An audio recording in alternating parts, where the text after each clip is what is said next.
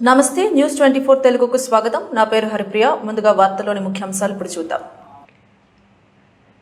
తెలంగాణ ప్రజాపాలన కార్యక్రమంలో నాగర్ కర్నూల్ జిల్లా అచ్చంపేట ఎమ్మెల్యే చిక్కుడు వంశీకృష్ణ మాట్లాడుతూ ఈ నెల 21 నుండి 24 వరకు కొత్త రేషన్ కార్డులు, రైతు భరోసా, ఇంద్రమ్మ ఇళ్లు, ఇంద్రమ్మ ఆత్మీయ భరోసా కార్యక్రమాలకు అర్హులైన లబ్ధిదారుల గుర్తింపు, వార్డు ప్రజల అభిప్రాయం మేరకు వార్డు సభ్యులను నిర్వహించామన్నారు।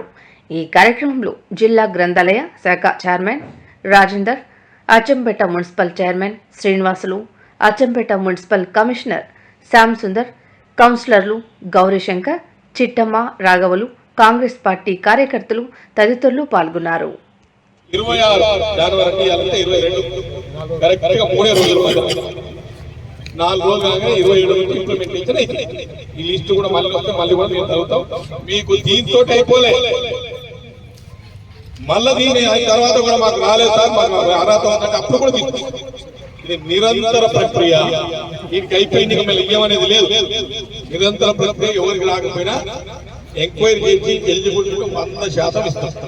ఎవరు ఇవ్వద్దని చెప్పినా అప్పుడే ప్రజల్లో నమ్మకం వస్తే నిజంగా ప్రభుత్వం మా కోసం పనిచేస్తుంది, వీధోడి కోసం పనిచేస్తున్నట్టు భావన రావాలంటే నిజమైన లబ్ధిదారులకు ఇవ్వాలని ఒక ఆలోచనతో ఇవన్నీ కూడా మీటింగ్ పెట్టాం।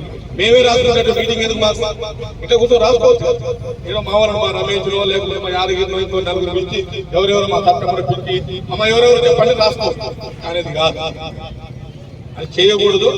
ప్రజలకు తెలవాలి, నిజమైన లబ్ధిదారులకు అన్యాయం జరగకూడదు। ఒకవేళ అర్హత లేని వాళ్ళకి తీసేస్తాం అని కూడా చెప్తాం।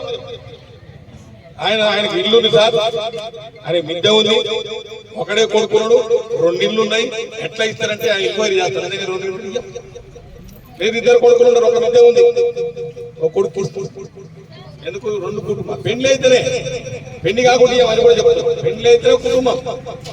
ఇవన్నీ రూల్స్ ఉన్నాయి, రూల్స్ ప్రకారం ఇచ్చే కార్యక్రమానికి శ్రీకారం చుట్టాం। ఇవాళ టౌన్లో నిన్న 5 వార్డులు అయిపోయింది, ఇవాళ కూడా 5-6 రోజుకు 4 రోజులు అయిపోకూడదు।